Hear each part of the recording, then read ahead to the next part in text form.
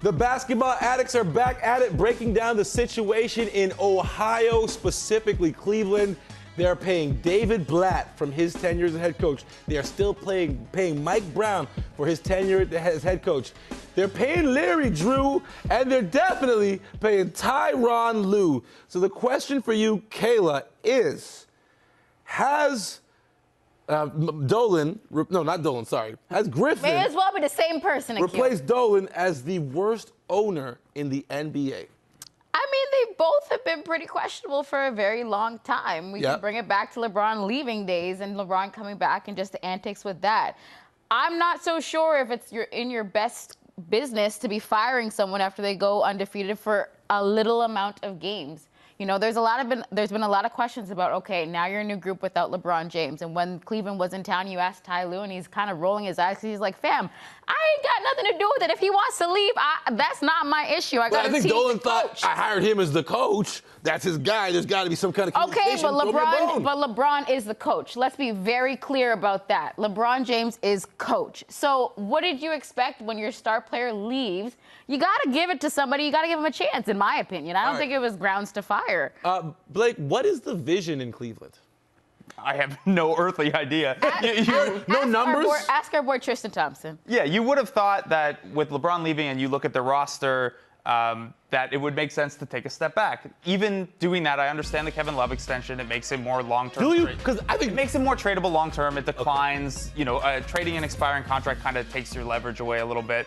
But this team, if they entered the season thinking that Ty Lue would get this team to win with this roster, I don't know, first of all, what roster they were looking at. And second of all, why they would even want to do that when they need to rebuild and they owe a top 10 protected pick to Atlanta that they wouldn't get if they end up in like the 9 seed and they're just mediocre. It suits them to be bad, and they're going to be. I don't know how there was any confusion about this.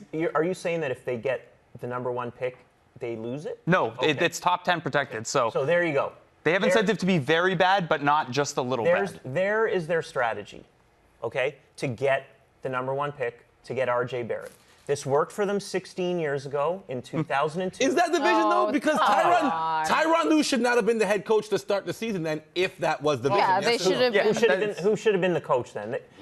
You got to throw it out there and see what you got. And after 6 games, 7 games, they know they have nothing. Tyronn Lue he still has a championship ring as the coach. Whether he was LeBron's guy or not, he is still a championship coach. So they wanted to give him one shot. Let's see what he can actually do with a team of young players where he actually will have to coach. All right. But you know he's not actually doing anything with what he was given. Nothing's actually happening. No one could have actually done anything with that group. With that group. It's time for us to get into a new segment that will happen once a year. It's called Trick or Treat. You know what day it happens on. And the first question, is it a trick or is it a treat that Milwaukee is shooting this many threes this consistently?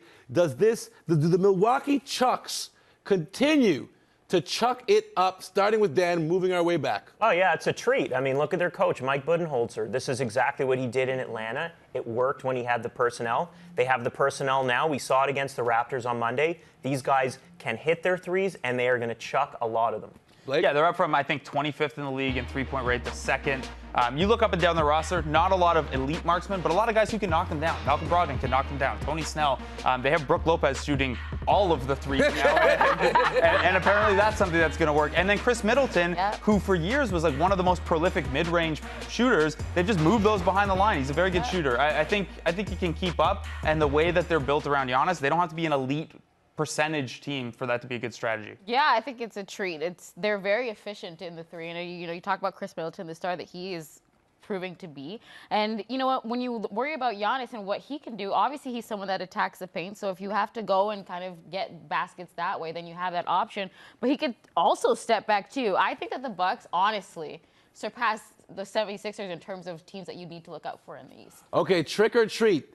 The Houston Rockets. Oh, does Houston have a problem? I'm not even going to phrase it any other way. And I'll start again with Blake, and then we'll move around. All right, I'm going to say trick. Yeah, they have a problem. They tricked themselves into thinking that losing Trevor Ariza and Luc Mbah a Moute and replacing them with Michael Carter-Williams and James Ennis, who I like, but he isn't those guys. It's a problem. That you talk about the Bucks and their shooting. Houston their strategy is built around bombing threes, and they don't have a lot of shooting right now. They've lost some of that defensive flexibility. I don't think they're in trouble to the point of 1-5 start, but I think they're in trouble to not be nearly the threat they were last year. Subtraction by addition of Carmelo Anthony. Right? Any team Melo has touched lately, has it not just kind of gone a little down the wayside? A little bit. But now let's just put some respect on James Harden's name, because when he should have won MVP over Steph Curry the year that those two were going back and forth, what he should have, because there was no second option. And here we are again. There is no second option to James Harden. All right, your second option is Dan. Dan, take a shot right now. Well, Houston's got a lot of problems. Is it trick or treat? I can't keep track. It's trash, is what it is. Houston, flash in the pan. They had one really good year. They are not the second best team in the West. They're not going to get within a sniff of the West Finals, and I actually think they're in quite a bit of trouble this year. They'll make the playoffs, but I don't see them doing much. It's a far fall. Unless those 4 picks for Jimmy Butler that are rumored to be out there, though. All right, now last one. That would change the conversation. Last one. Are these Denver Nuggets really golden, Kayla? I think there's a lot of promise there. I'm not sold. I don't know if it's sustainable. I think that there's a lot of scoring and sort of, you talk about when they took on the Bulls, but, they have a challenge ahead in terms of going on the road where they play their next 5 in 8 days. So I think they're going to come back down to earth for you?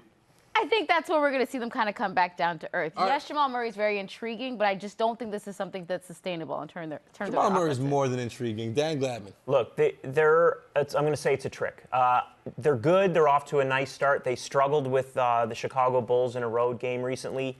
They have a lot of great young players, but they don't have that guy. They don't have Kawhi Leonard or Steph Curry. They don't have that number one guy who can take them truly that far. I'm going to disagree. I say treat. I think Yes, they're going to be. I think they're going to be really good. I think entering the year they were very high on my league pass rankings in terms of entertaining teams. I don't think their defense can keep up at this level, but I think as some of the, Will Barton gets back, Jamal Murray starts to knock down threes, Nikola Jokic gets even more comfortable in that number one guy role that, maybe he's not typically suited for, but they use him in. I think things will start to fall more into place on offense, as long as Wendell Carter's not kind of hanging around the rim, because that was a tough one. Ooh, he spiked that boy.